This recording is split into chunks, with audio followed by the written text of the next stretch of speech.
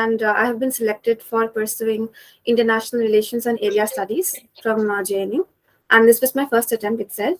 So, ethnically I'm a Bengali, but I was born and brought up in Northeast in the state of Arunachal Pradesh, from where I did my 12th, and then I stopped my state also in the CBSE board examinations all over the state.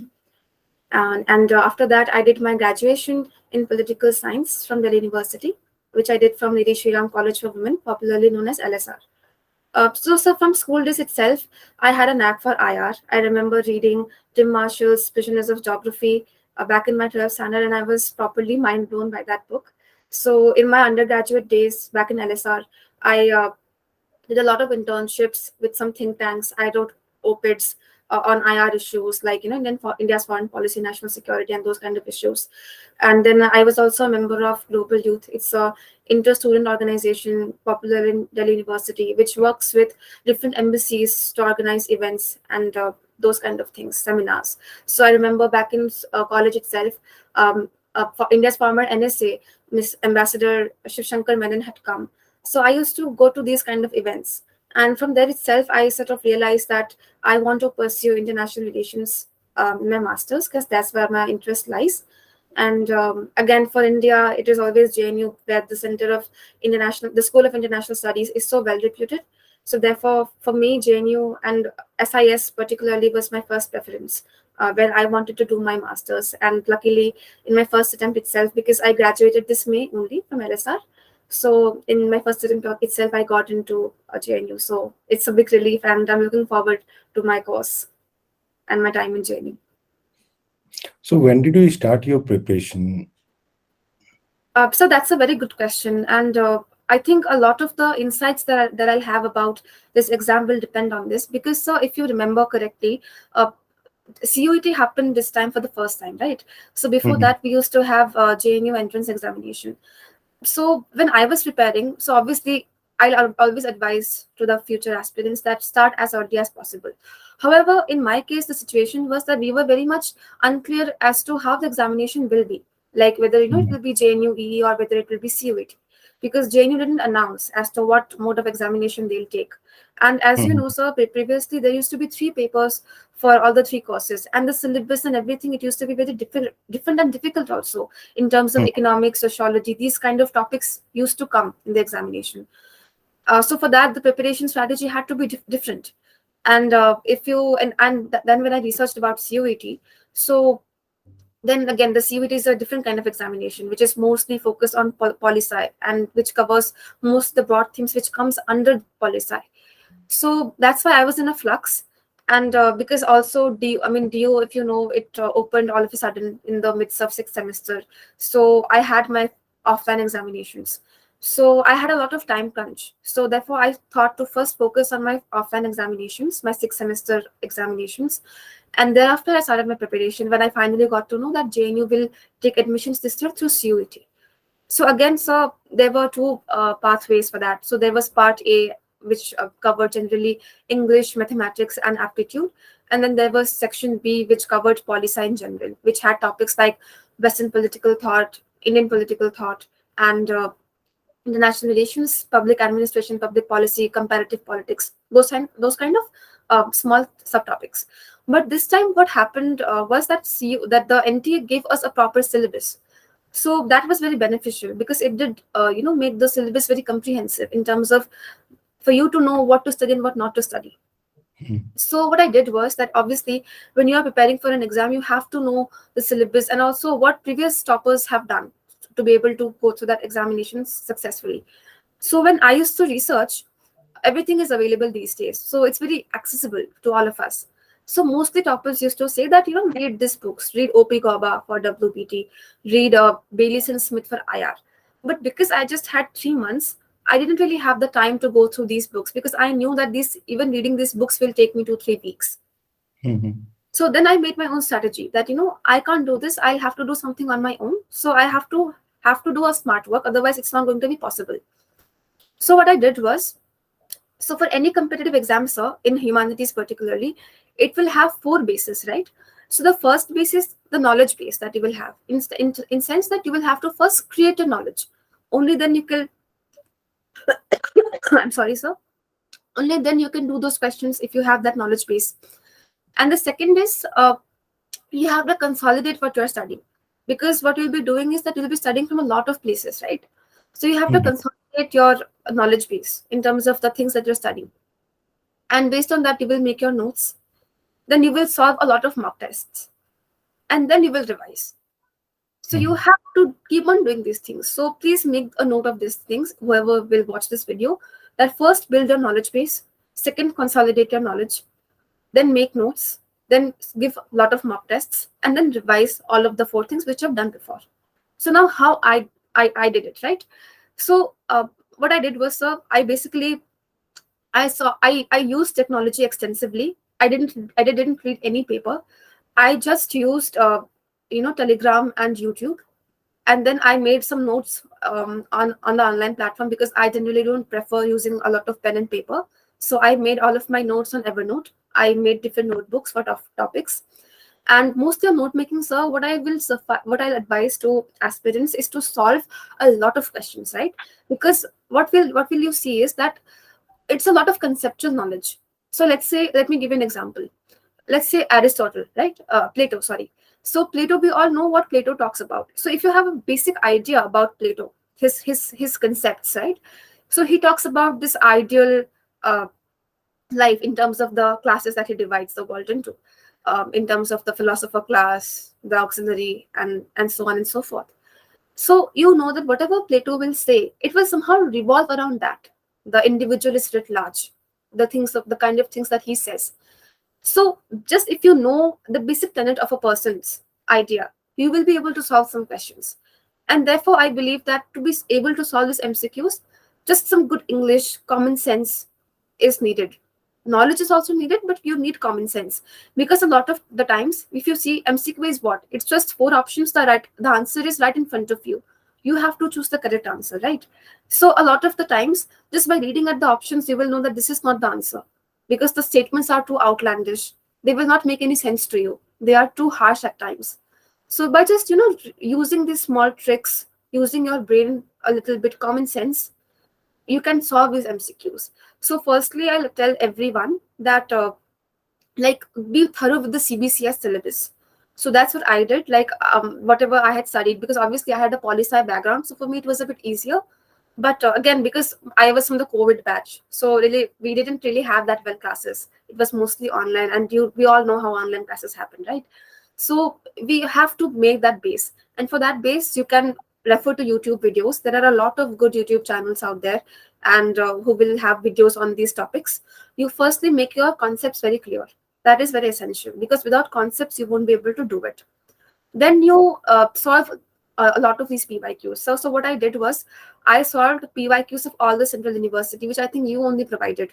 So I used Exam Treasury's entire question bank of all the PYQs. And I also solved, I was not able to solve all the UGC net questions, but I was able to solve at least, I think, 5 to 6 years PYQs of UGC net. And then I solved PYQs of mostly all the central universities for IR and political science. And then again, you watch these videos, you make your concepts clear, you give mock tests.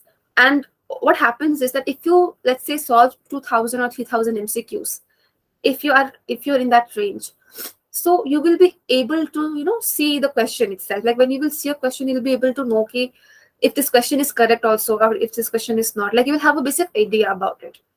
Mhm. So that's what I did. So I didn't do anything extra, like, very very difficult. I just did a lot of easy things, but again, I did it with a lot of precision, I would say. But I didn't do anything extravagant as a lot of other people do. I didn't read any books, let me tell at the outset. A lot of people suggest OP Gaba and these books. You can definitely read them. Baylis and Smith, these books are very good, but again, I was short on time, so I was not able to do it. Because so what happens is that at the time of examination, it's that conundrum that that knowledge is like ocean. What you will read is like a bucket, and what you will remember is like a drop. So that's what really happens. So because you will read so many things, it's very difficult to remember these many things, because the book is extremely vast and not everything in the book is important. So therefore, I will not suggest that schoolish approach which we used to have in boards back in 12th, that if you read this entire NCRT, you will be able to go through this examination competitive exams are not like that, specifically if it's an MCQ format.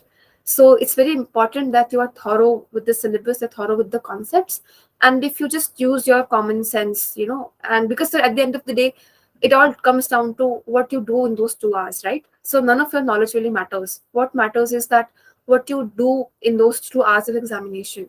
So having a cool and calm approach, being calibrated throughout the entire process of the examination, reading the questions correctly, these things I think so makes a difference. Like, let me give you an example.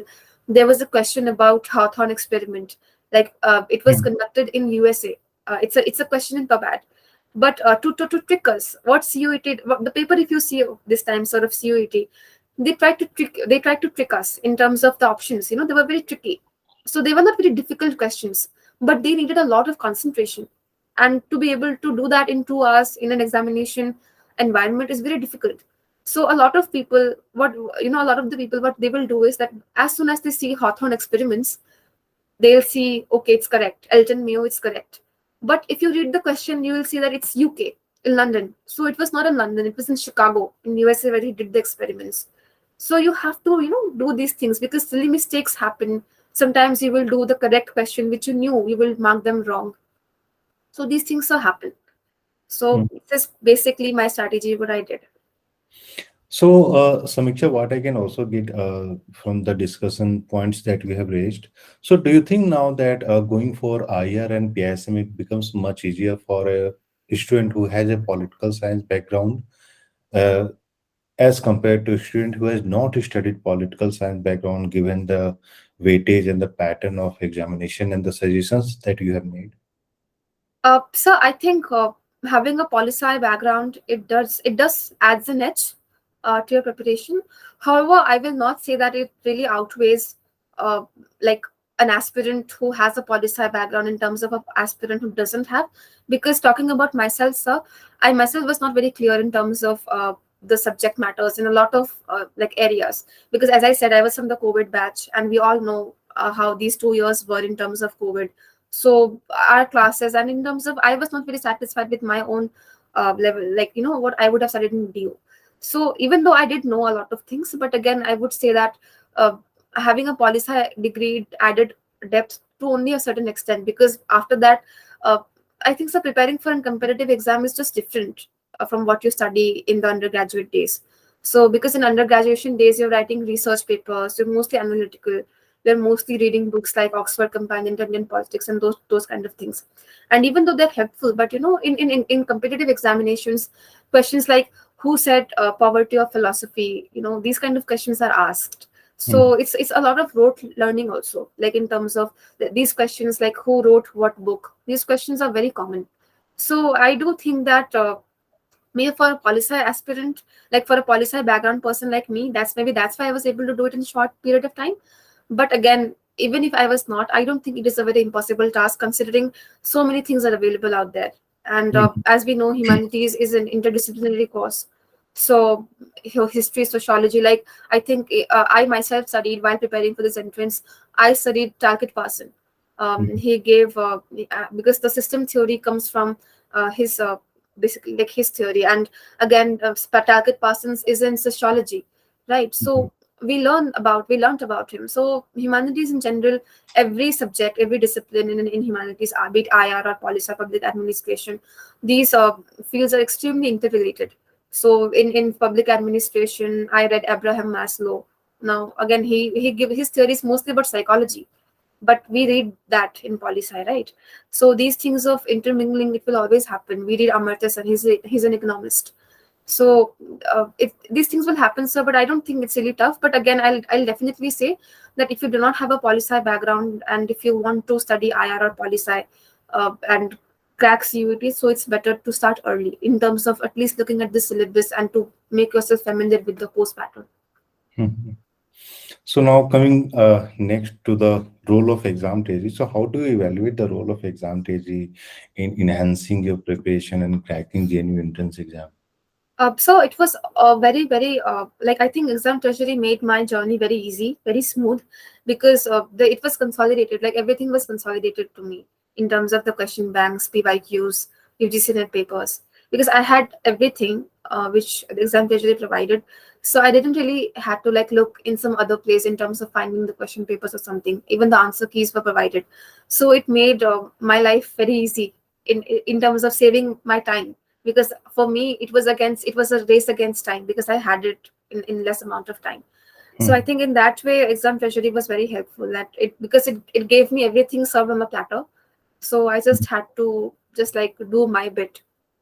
So Hmm. that way, so it was very easy. And exam treasury did play a very important role in my preparation. And also I was constantly in touch with you Hmm. throughout my preparation. And I think the advices which suggestions which you provided to me in terms of like, just study a bit expanded, like in terms of expand your horizon of research. I did those things at times if I felt like maybe I should do it.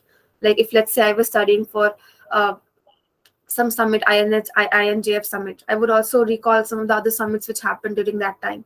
If I was studying, let's say, a summit related to nuclear disarmament, I would also, recall the other summits about that, about similar to those topics. So I think those things, it really helped me, and you were always there to guide me. So it was very helpful, sir.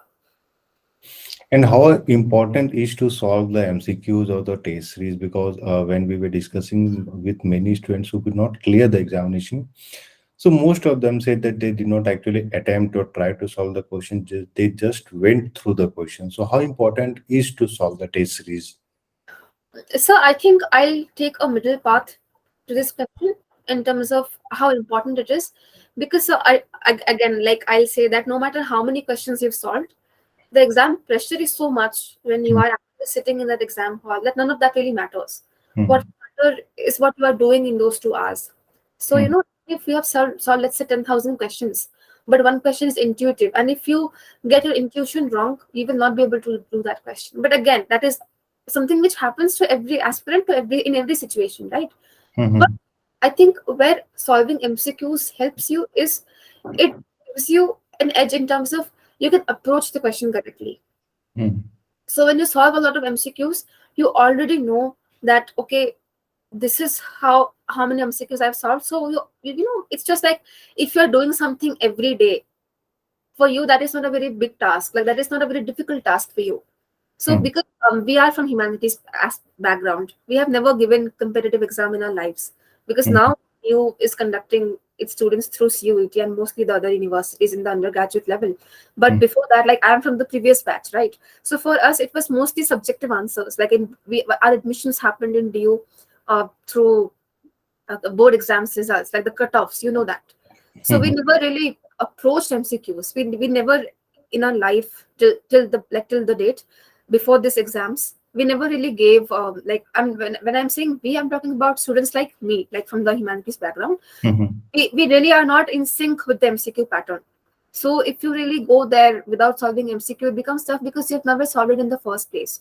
So solving MCQ, resting yourself is always good, because a lot of times I used to do it that it's okay, I'll solve. I don't know. Let's say I have not studied CGP, Hmm. but I will still solve those MCQs just to know if my guesswork is right, if I can approach the question correctly, if I can, if I can do those things with the questions, even without having that proper knowledge base. Because sometimes in exam also you will not have all the knowledge about a question. Hmm. So I Hmm. think in those regards, solving MCQs help you. So Hmm. again, I'll say don't go overboard with MCQs, that you're just solving MCQs and not studying, because no matter how many MCQs you solve, it's ultimately your knowledge that you will apply to use those MCQs, right? But Hmm. again, like don't be like if you are just like solving, you're just studying and not solving, because again, at the exam hall, what will matter is how you are solving those questions from the knowledge base you have. So I Hmm. think having a middle path to both the knowledge aspect of it and to the practice aspect of it is important. So that's what I try to do, sir. And I am someone who likes to solve questions, because a lot of times I used to get bored studying. So I used to just solve questions out of like fun, like just to test myself. Hmm. It used to be fun. Like those 2 hours, you're just like focusing on those 100 questions. So for me, it used to be a fun exercise. So I made a fun out of it. So that's how I try to approach it, sir. Samiksha, you explained everything very well, and I'm 100% sure that the students who are going to appear next year, they will follow the footsteps that you have defined since the very beginning. So, Thank you, sir. Samantha, thanks for talking to us, and we wish you all the best, and congrats for cracking JNU MA International Relation Entrance Examination. Thank you. Thank you, sir. Just on the last outside, I'll just advise to all the aspirants, because I think in India we really don't talk much about it. But I think that when you're preparing for a competitive exam, it's extremely important to take care of your mental health. Mhm. So please take care of your mental health. Like, be in touch with your friends and family, because these exams are extremely uncertain in terms of like your rank, your how much marks you're getting. Mhm. So cutoffs are every day, they come out. Somebody says this will be the cutoff, somebody will say that will be the cutoff. So anxiety becomes a daily routine of your life, like it becomes a part of your life. And Mhm. I for one prepared for this exam in tumultuous time, personally speaking. So therefore I will say that please take care of your mental health, do not ignore it. And because only if you're in good mental health, I think will you be able to study for it. So please take care of that aspect. I think that's a wonderful suggestion. Thank you. Thank you so much, sir. Thank you, Thank sir. you. Thank you for your Thank time. you, sir. Thank you, sir.